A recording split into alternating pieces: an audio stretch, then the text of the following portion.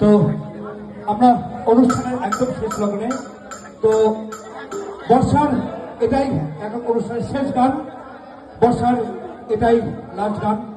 তারপরে আমরা দুটি ডুয়েট গানের মাধ্যমে আমাদের সমগ্র অনুষ্ঠান শেষ করব। ভালো ভালো। আজকে এখন অনুষ্ঠান